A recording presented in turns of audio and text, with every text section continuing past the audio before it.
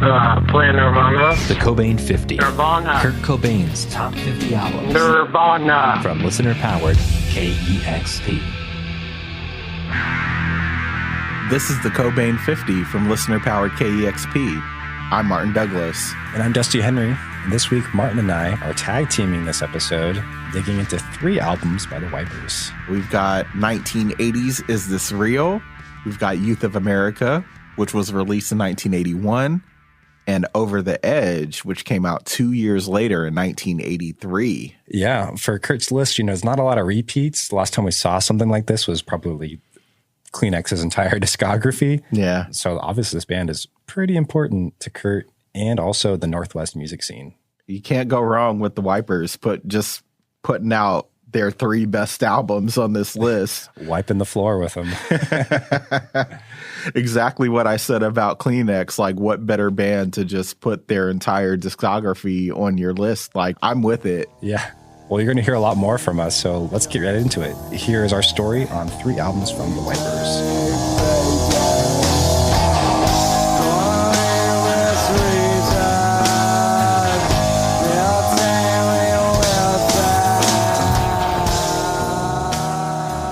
When it comes to the foundation of the Pacific Northwest punk scene, there are a few bands that we absolutely cannot leave out of the conversation. Obviously, in our humble opinion, Nirvana is number 1 from the region, because without them, we wouldn't even be having this conversation right now. But there's one band that's exalted in their hometown of Portland, Oregon, and praised by punks all over the world. They led the charge for Northwest punk music and expanded its musical possibilities. And personally, I don't think Nirvana, or any other band that helped put Northwest rock on the map, would be the same without them. That band is called Wipers. You think I'm retrospective? I'm someone you used to know. I think it's indecision that leads us to far way to go. But you say it's not that way. Try to make amends to never end. Wipers were a formative influence on many other bands, like Portland's Poison Idea. Oh, it's such a shame. You know I'ma feel the pain. I can't stick around while you try to solve. A couple young punks by the name of Mark Arm and Steve Turner were obsessed with Wipers' second album, Youth of America. A few months after seeing them live in 1984, they formed Green River, a band widely credited with kicking off the entire grunge movement. We told their story in last week's episode on Mudhoney.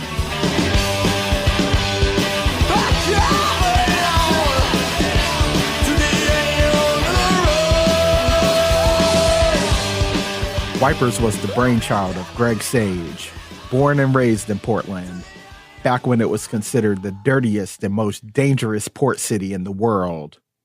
Sage came of age in the mid-1960s, a time when the city was becoming a progressive hippie enclave. He himself had fallen under the spell of a guitarist whose band played the original Woodstock, Jimi Hendrix. The right-handed Sage was so influenced by Hendrix that he learned how to play guitar left-handed. His father worked in the broadcasting industry, so Sage was already very experienced in working a record-cutting lathe. In a 1983 interview, Sage said he used to record songs off the radio and cut mixes for his friends on vinyl. He was literally cutting records before he even knew how to play music. For decades, Portland was the epicenter of the Northwest pro wrestling scene, and it would become one of the most renowned wrestling territories in the United States. A wrestler by the name of Larry Pitchford used the stage name Beauregard to great success. In fact, Beauregard was such an enormously popular wrestler in Portland that he was able to leverage that notoriety into a recording deal. My skin is white. My eyes are blue. My body's got soul, baby. I see through and through. Beauregard saw a 17-year-old Greg Sage playing for a friend's band, and the wrestler/musician invited him to play in his album. In 1971, when Sage was still a teenager, he played on Beauregard's self-titled album.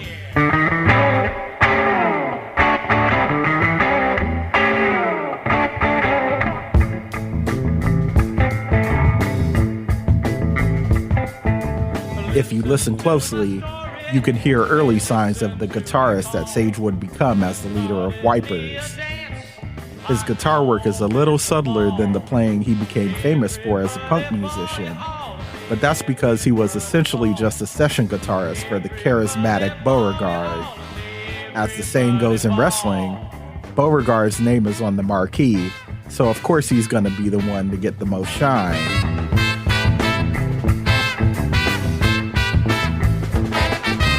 Do it when you're young. You can do it when you're old. Do it when you're warm. And you can do it when you're cold. Sage does a great job as a support guitarist. And to be clear, Beauregard's album is not just a curiosity for Wipers completists. It's a really good album in its own right. 6 years after the Beauregard album, Sage formed Wipers with drummer Sam Henry and bassist Dave Kupal.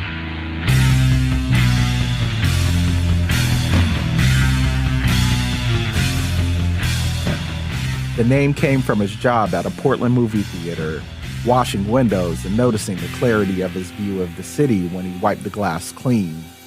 Sage had a specific concept for Wipers. The band would record and release 15 albums in 10 years without touring or press. He wanted his music to exist as its own thing, to connect with the listener. He didn't want it to be commodified and promoted by the music industry. To me, this ambition makes it evident that from the start, he was invested in the art of recording music rather than any celebrity or financial gain. Sage started a label called Trap Records, where he released the band's first single, Better Off Dead.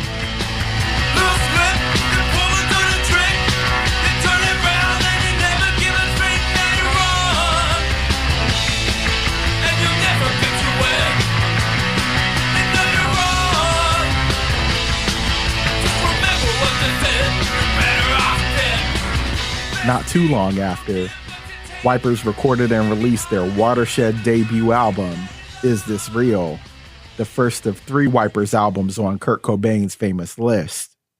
To discuss that monumental full length, here's my man Dusty. It's hard to put too much stock into a debut record.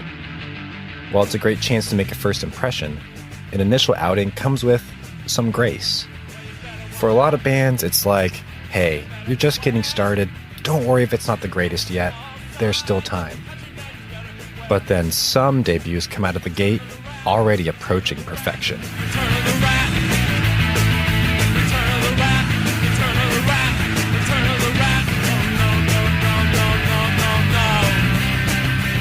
Such is the case with the first Wipers album, Is This Real? Released in 1980, it feels like a missing link in punk's evolution. It exists somewhere between the 70s melodic, bratty tones of the Ramones and Sex Pistols and the grit and ethics of the 80s hardcore punk of Black Flag and the Dead Kennedys. And beyond that, it predicted a sound that would soon emerge in the 90s. I believe they call that ahead of its time. Sage and the band originally self-recorded Is This Real on a 4-track recorder in their practice space with the intention of putting it out on Sage's own Trap Records. These versions of the songs would appear much later on the Wipers box set in 2001. Here's the title track in its original 4-track version. Sometimes I get these feelings and I don't know what to say. Is it that I don't belong because I really want to stay? But instead of putting it out on Trap, the band decided to go with Park Avenue Records in hopes of getting wider distribution. But Park Avenue insisted that the band re-record in a professional studio.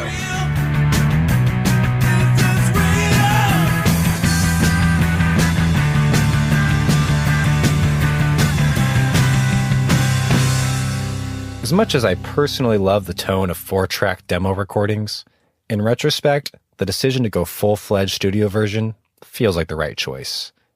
One thing that's clear listening to both versions, a great song is a great song, no matter where or how it shows up. There are so many moments throughout the album that feel transcendent. Songs like Mystery feel like they could have been a top 40 hit if they were written by a band with more pop sensibilities like the Cars. You think I'm retrospective of someone you used to know. I think it's indecision that leads us to far way to go. But you say it's not that way. Try to make amends to never end. Sage's punk bona fides could never be disqualified. But he also didn't shy away from melody. That's part of what makes the whole record feel so thrilling, that he could keep his punk spirit while writing truly catchy music. Tragedy, oh tragedy, you're such a tragedy, oh tragedy, but don't ever let go, oh no, don't ever let go. But if you were to ask Greg Sage, the music was never trying to fit any conceived genre. In an interview posted on Xeno Records' website in 2003, Sage recalls, quote, "When we put out Is This Real? It definitely did not fit in. None of our records did. Then 9-10 years later, people are saying, yeah, it's the punk classic of the 80s. And I think in your mind now it is, but when it actually happened, it was far from that. We weren't even really a punk band. See, we were even farther out in left field than the punk movement because we didn't even wish to be classified. And that was kind of a new territory." It's got to be up front, it's gotta be so close to trust, it's got to be up front, it's gotta be so close to touch, it's got to be up front, be so close to trust, it's got to be up front, it's got to be so close to trust, it's got to be up front, be so close to trust, it's got to be up front, it's got to be so close to touch, it's got to be up front, be so close to trust, it's got to be up front, it's got to be so close to trust. Oh, it's such a shame, you no longer feel no pain, I can't stick around while you try to decide. With some records on Kurt's list, you can kind of draw conclusions on where he might have been influenced. But there are a few cases where the influence is clear. The Pixies are an obvious one. Black Flag, for sure. But I think Wipers are an even clearer case of direct influence. If we look past the fact that, again, Kurt listed 3 Wipers albums in his top 50 of all time, it's also made clear when you hear Nirvana covering songs from this album. There's their version of Return of the Rat.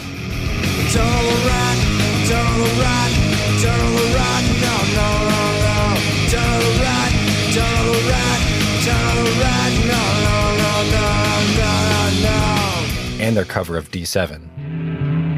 Straight as an arrow. Defect. Not straight, not so straight. Reject. Towards anti-social.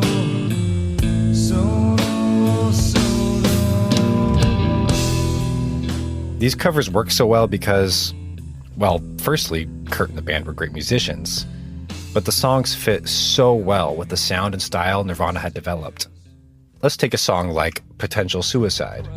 Getting so depressed, getting so depressed, getting so depressed, getting so depressed, getting so depressed, getting so depressed. The churning, low bass, the quiet vocals slowly rising until they peak in a yell. It's all textbook Nirvana, 9 years before they put out their debut record. It's a testament to the influence and importance of Sage in the context of the music that came after. As I said, ahead of his time. Can't believe my eyes, I can't see so clearly. A thick dark cloud is hanging all about me, suffocating me. Invasion from the outside works its way inward, feeling like a bead of cold ice forming into a chamber of lost illusion. As a whole, Is This Real exemplifies the shift in focus that punk was taking. Instead of calling out politicians, society, and the decline of Western civilization, the music looks inward. The lyrics are confessional, digging into isolation. Sage sings about feeling like he doesn't belong. This is something Kurt Cobain and others in the Northwest tapped into as well. and a large part of why the 90s alternative rock movement resonated with so many people. It's putting a voice to feelings that are sometimes too dark to share. Hearing someone else talk about their feelings can make us feel less isolated.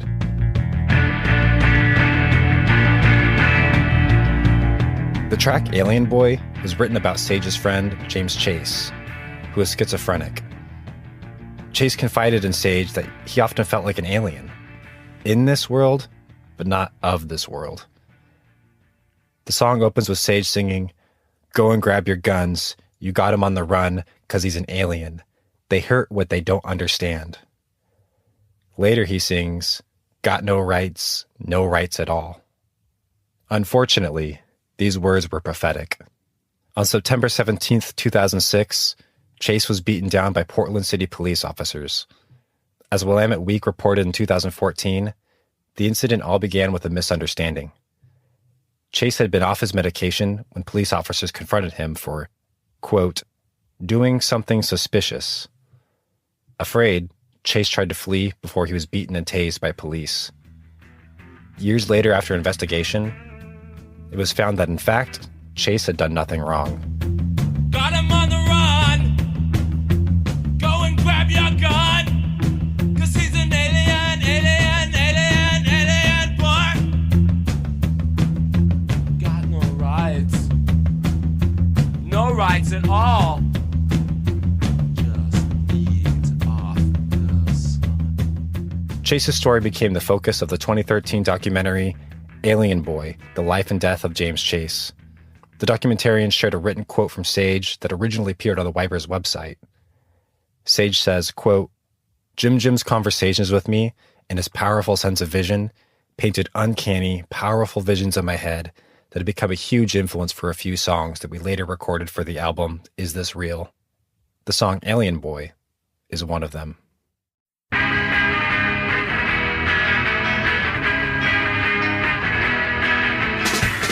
Is This Real already set the stage for a new direction for punk? And more specifically, it planted seeds that would grow into something far bigger in the Northwest music scene. But still, this is just the first of 3 albums that would do that for Kurt. Here's Martin on the band's next big shift with their second album, Youth of America.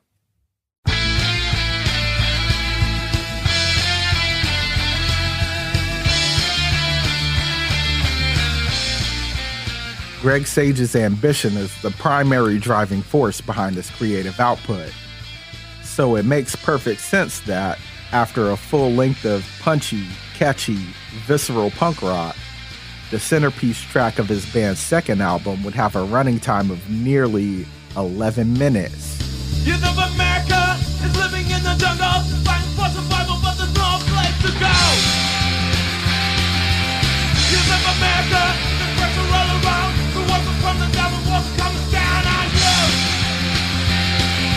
It is time we rectify this now. Structure aside, the title track of Youth of America is the sort of call to arms against oppressive, hierarchical structures. Where Is This Real looks inward, their next album widens its lens and looks outward at American society. The song Youth of America perfectly articulates the struggles between the haves and the have-nots. The darkness of the band's first album casts a shadow over their second, and Youth of America is pulled, often kicking and screaming, into a bleak future. Case in point, No Fair.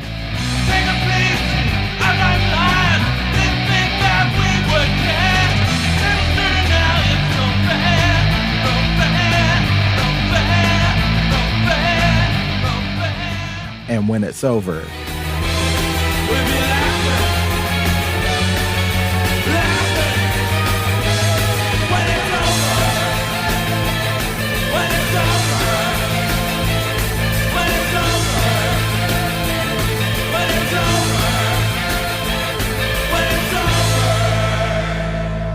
Elsewhere on Youth of America are more groove-based songs, like Taking Too Long.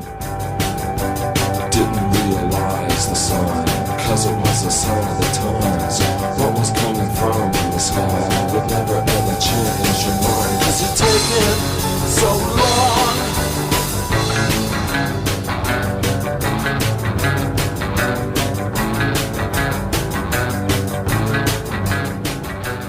thrilling melodic continuations of the best stuff on Is This Real, like Can This Be?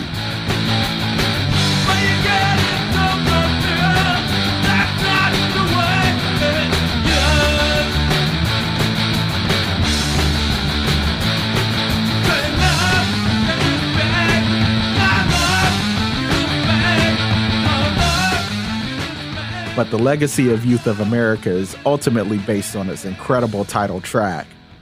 In an earlier episode, we spoke on the influence that Melvins leader Buzz Osborne had on Kurt Cobain. But if you go further up the chain, Wipers arguably had as profound an influence on the Melvins as the Melvins had on Kurt and Nirvana. Osborne and his band has proved as much through their own cover of Youth of America. Left side, down the middle till you don't know who you are. Turn around and think it don't really matter. Try to push you 6 feet under the ground. It is time you rectify this now. We got to feel it now. The importance of Youth of America set the stage for more critical acclaim and even some radio airplay. Here's Dusty on Wiper's third album, Over the Edge. Over the Edge isn't the final Wipers album. But in terms of this initial trio of albums, it does feel like a climactic finale. It's not the truth I see, it's just a mockery. Don't need to waste my time, you know I really tried. You take and never give, make it so hard to live. I'm hanging on a ledge, push me over the edge. Released in 1983, the album bridges the gap between its predecessors. It has the looming power of Youth of America with the immediacy and speed of Is This Real?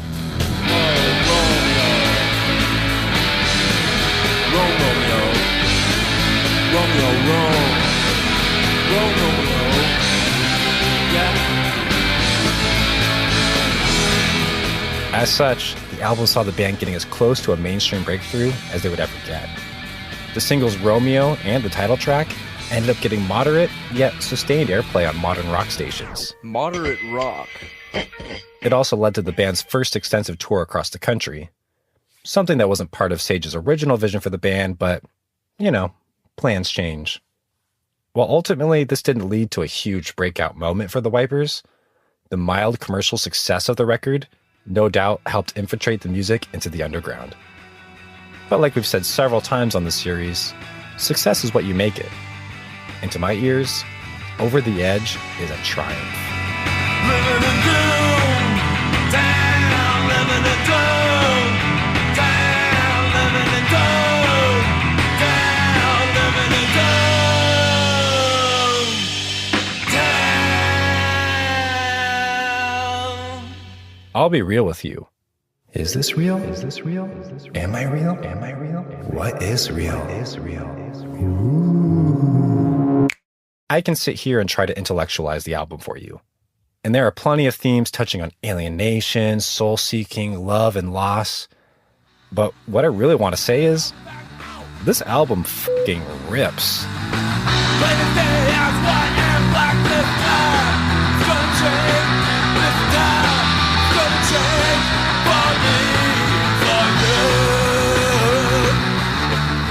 It's packed with scorchers like This Time and Messenger. Just a trick of fate, am I the one you'll use? You got me all choked up. Right through the wind, don't get left behind. The guitar tone on the intro, So Young, probably inspired a bunch of kids to pick up the instrument and try experimenting.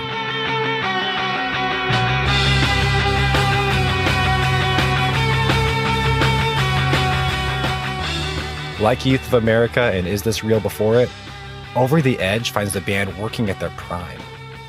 If you're Kurt and you're trying to put just one of these records on your favorite of all-time list, I can see why you'd feel compelled to put all three of them and call it a day.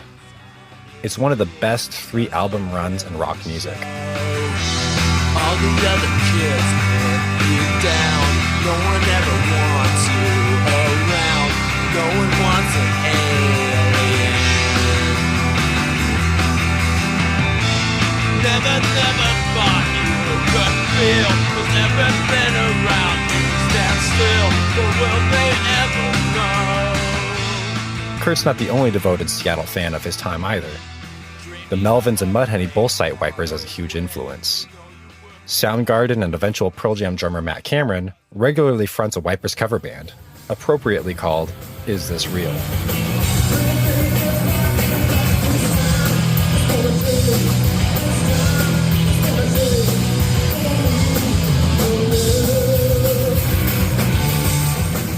Over the Edge was covered by formerly Portland-based musician Courtney Love and her band Hole.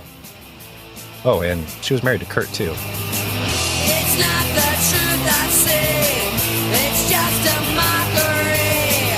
Don't need to waste my time, you know I really tried.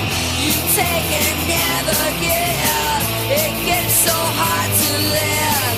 I'm hanging on a ledge, pushed straight over the edge.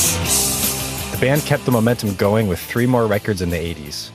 They stopped writing in 1989, and Sage would blame music industry frustrations and losing their studio and rehearsal space as key reasons. They wouldn't be gone long, though. Wipers formed again in 1993 and went on until the release of their final album, Power in One, in 1999. I hope you realize I'll be around, I'll be around here, I'll be around, I'll be around here, I'll be around, I'll be around here, I'll be around, I'll be around here. The Wipers are no longer active. Sage now lives in Arizona and operates Xeno Records, which continues to evangelize the Wipers catalog.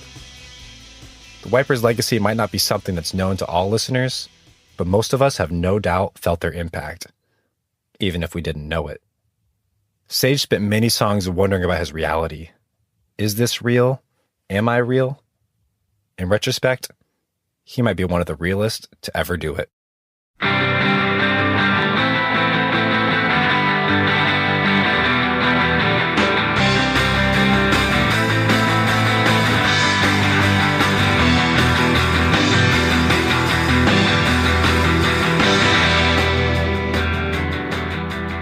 Just heard Wipers, their 3 incredible albums, Is This Real, Youth of America, and Over the Edge. A running joke in this podcast is how I say, oh yeah, my favorite album of all time. But yeah, like legitimately, if I did like a top 25 albums of all time, at least 2 of these albums would be in the top 25, and the third may not be far along after that. Yeah, I mean, it's been so fun going through all the records on this list, but I gotta say, it's been especially fun, like, marathoning these 3 together, like, back to back to back. Like, I could see why he would want to put all 3, because it's just, like, such a fun, dynamic, inspiring listen. Yeah, these albums are just so good. It's so rich musically. I mean, I've probably listened to all 3 of these albums combined at least 1,000 times. And yeah, going over them this time around, like, there was still new stuff that I was finding, listening to, like, oh, I don't think I've ever heard that before, which I think is so incredible when music does that. Absolutely. It's been fun to listen to these because, you know, this month we're going through all these, like, Northwest records, and it's fun to, you know, last week we did Mudhoney, and that's turning our attention towards Portland for a minute. And I think a lot of times when people talk about the Northwest, maybe I'm making an assumption here, but they're talking about grunge and Seattle. But the Northwest as a whole, as you know, Cakesby defines it as like Oregon, Portland, Seattle, Vancouver, Idaho a little bit. And I love that definition because these music scenes really do feed into each other. And Portland has such a strong identity with not just Wipers, but a whole multitude of influential punk bands. Yeah, absolutely. I mean, if we're going to talk about peers of the Wipers, bands like Neo Boys and Dead Moon, 2 incredible bands that helped build this foundation of Northwest punk music and helped take it to astronomical heights. Yeah. Shout out to the Exploding Hearts, a mutual loved band between Martin and I from the 2000s era. Even like, Heat Miser with Elliott Smith, Alien Boy, who's more modern, but they're named literally after a Wipers song. I deeply love the Portland music scene, and the Wipers were just such like a foundation of all of that. Yeah. When I think about contemporary Portland punk bands, I think about Nick Normal and Cut Piece, who are just kick-ass punk bands.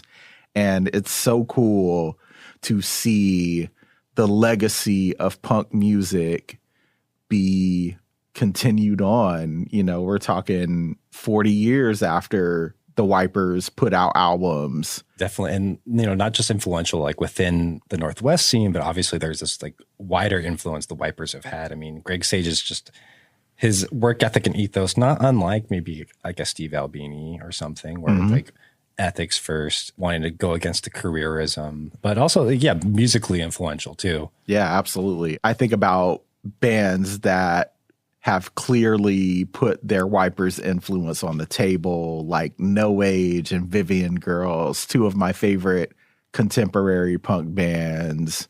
And I've seen the Texas punk band, the Markmen, twice in the past 8 months.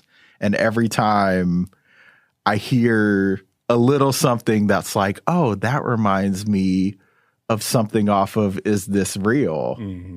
So, Wipers have a far-reaching influence as far as the world of punk music, and it's so cool that people are talking about it. I feel as though, like, prior to Kurt giving credit to Wipers for unwittingly creating the grunge sound, like, people didn't really talk about them. And there was, like, this period where it seemed like a lot of influence was driven from elsewhere, but then, things come full circle and people started talking about Wipers again and sounding like Wipers in their songs. And now their DNA is everywhere in the punk scene. Yeah. It's funny. And I think the last episode you mentioned something about not considering Nirvana a grunge band. And I totally agree with you. I don't know if that's like a hot take, but we're at least on the same page.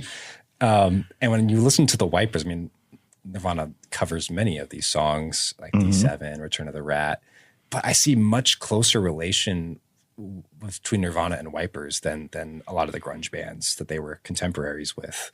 Like Greg Sage's like embracement of melody and the way he produces his vocals. Like there's a song Potential Suicide on Is This Real? Like that's a Nirvana song. It's a Wipers song, obviously, but like when I listen to it, this basically created Nirvana. And now that heritage of the Wipers passed down through Nirvana to more bands who probably didn't even know it came from the Wipers is just really cool to see.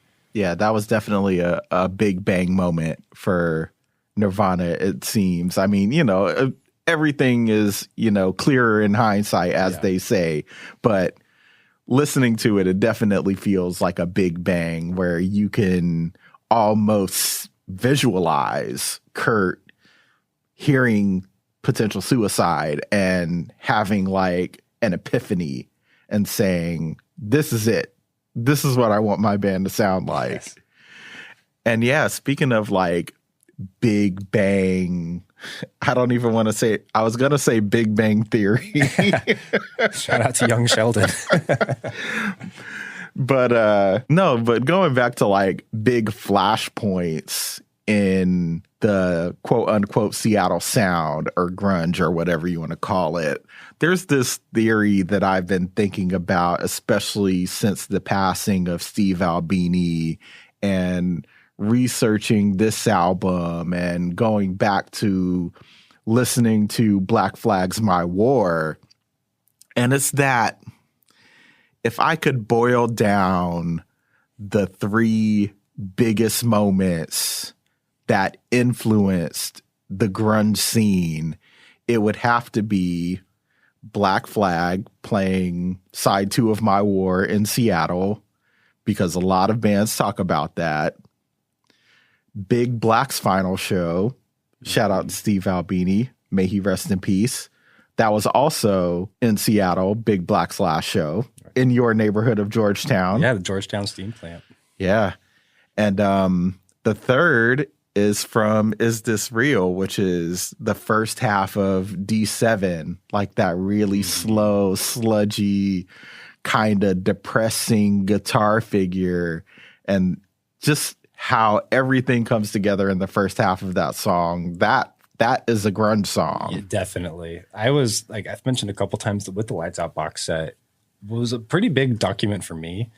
And I've been revisiting it a lot lately. And I didn't even realize Return of the Rat and D7 were covers originally. Because it just sounded like, okay, this is just some Nirvana song I didn't know. And then when you go back to the Wipers and you're like, oh, wait, what? Like that was totally blew my mind. It's like finding out that Natalie what's her name? Natalie Imbruglia. Yeah. That song Torn is a cover of like some Swedish song. Yeah, that was crazy when I figured that out. Yeah. It's the exact same thing. Yeah, funny comparison, but yeah, it's like, wow, this is so Nirvana to me. Yeah, it's great. You know, we've been talking about these 3 albums, and it brings to mind the notion of a trilogy. I love a good unofficial trilogy. Like sure, like a Star Wars is great, but like especially in music, a perfect like 3-record run, something like a complete discography is great, but like a 3-record run just hits a spot for me. Nirvana has one of those, of course. The Wipers, what we're talking about, but I don't know, what are some of your favorite like unofficial trilogies in music? Man, I mean, I think back to the first episode of the Cobain 50, The Stooges, like those first 3 albums, The Stooges self-titled, Funhouse, Raw Power. Oh man, that's, as far as rock and roll goes, that's a perfect 3-album set. What else? This might be a reach for some people, but I feel as though Sonic Youth had a great trilogy in Bad Moon Rising, Evil, and Sister, because those were like 3 very high concept albums that showed the evolution of Sonic Youth before they hit Daydream Nation, which is, you know, their most celebrated album. Right. Most certainly. And what else? The first 3 Silver Jews records, those are incredible. Silver Jews, one of my favorite bands. Also, another favorite of mine, Ty Segall, he put out 3 albums in 2012. He did Hair with White Fence. He did Slaughterhouse, which is an incredible record, and Twins, which I feel is a phenomenal studio record that kind of gets overlooked by the other albums that he put out the same year. Yeah, that clip of putting out 3 A+ records in the same year is pretty amazing. Yeah. On the other end of that, I would say My Bloody Valentine, where they had a great trio of records. It was like 30 years spread between them. Obviously the first 2, Loveless being like the centerpiece, and then MBV coming out so much later and being that good was a welcome surprise. Some more recent ones, Eve's Tumor, I think just finished a great, phenomenal run. That's I don't think they get enough credit for how good of an artist they are. Yeah. Eve's Tumor, I think they might be the last real rock star. 100,000, 10,000% agree. There's no one doing it like Eve's anymore. And then Jay Som, I'm a huge Jay Som like fanboy. I think she has a perfect trilogy. I cannot wait for a 4th one. And then we mentioned him last time, Kendrick Lamar.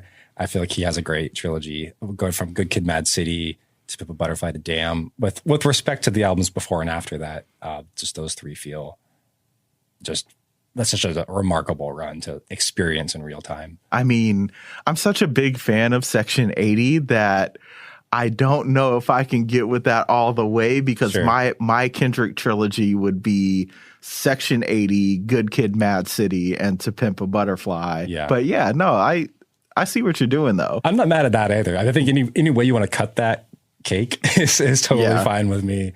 And I even like Mr. Morale, but I wouldn't say it's the strongest. But that's a digression.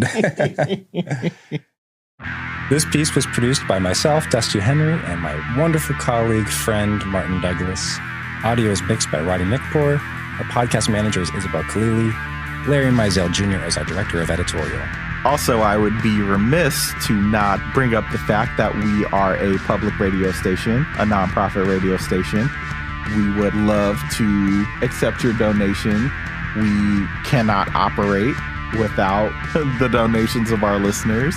Whatever you can give, if you want to be an amplifier, that's cool. If you can only give $5, equally as cool. We greatly appreciate your contributions. And this week we are doing our annual one-day summer drive on Friday, and that would be a perfect opportunity to donate if you feel so inclined. I mean, your donations are always appreciated, but if we're doing a summer drive, you might as well chip in if you can. Well, with that, I'm Dusty Henry. And I'm Martin Douglas. We'll see you next week on the Cobain 50 from listener-powered KEXP, where the music matters.